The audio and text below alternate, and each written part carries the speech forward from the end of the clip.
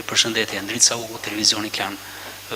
Është një ndeshje që presionin e ka si në fushë dhe jashtë saj. Grumbullimi ende nuk ka nisur mirë, nuk mund të themi domethënë se si është gjendja e juaj, po si e ndjen ti këtë ndeshje?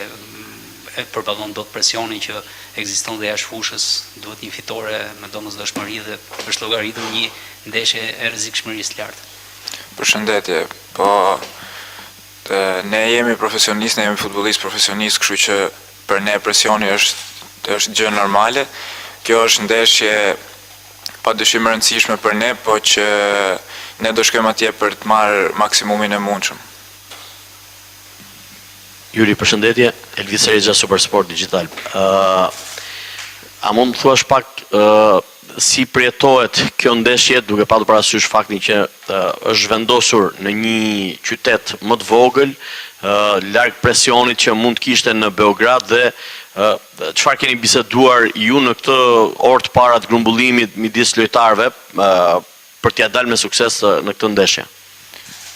Po, kjo nuk është çështje që na takon neve, për ne, siç e thash dhe më përpara, është e rëndësishme që gjithë të jemi të fokusuar dhe të jemi të përqendruar te objektivi që kemi për këtë ndeshje.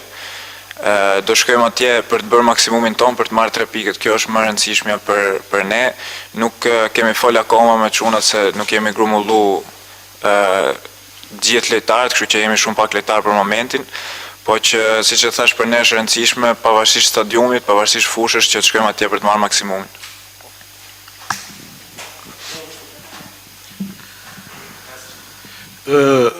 Përveç asaj që ti po e thua, po tregoj shumë normal, do bëni maksimumin, këtë askush nuk e dyshon, po të gjithë e dim që kjo është një ndeshje që i kalon për masat e një ndeshje normale, apo jo?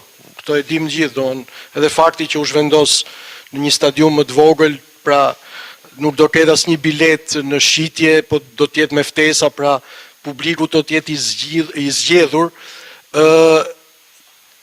Ka filluar, kemi hyrë në javën e ndeshjes, domethënë. Po e përjetoni këtë, po e pret me padurim këtë ndeshje, e shikon këtë si një finale që na çon më afër botrorit, sepse kjo është një finale për play-offin, apo jo?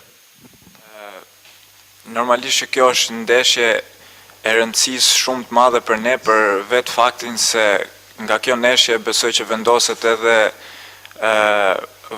vazhdimësia e objektivit që ne kemi për shkuën botror, kështu që besoj është ndeshje decisive për objektivin që ne kemi, prandaj dhe ne jemi shumë fokusuar dhe jemi shumë përqendruar që të marrim maksimumin dhe të vazhdojmë atë dëshirën dhe ëndrrën që kemi për shkuën botror.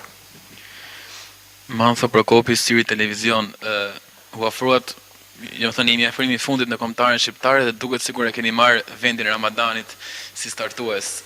Çfarë komente ka Ramadani? Keni folur me të? Është i kënaqur për suksesin tuaj apo ndoshta ka ngacmuar pak? Shikon, ne në kombëtar jemi gjithë lojtarët këtu për të bërë më të mirën për kombëtaren, pavarësisht se kush fillon nga fillimi ose kush starton nga fillimi, këto janë çështje që i vendos trajneri. Ne jemi këtu për të bërë më të mirën dhe për të bërë maksimumin për kombëtaren.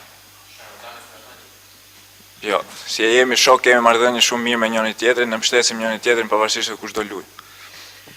Juri, dhe një pyetje tjetër, a mendon që mund të sjellësh tek kombëtari atë që po bën në skuadër, ajo që na mungon më shumë golat? Besoj se kam sjell versionin më të mirë timin te kombëtarja, pavarësisht pozicionit, pavarësisht taktikave, dhe besoj se do vazhdoj të bëj më të mirën timin për kombëtarin. Kjo ishte pyetja e fundit për Shehun, tani vazhdojmë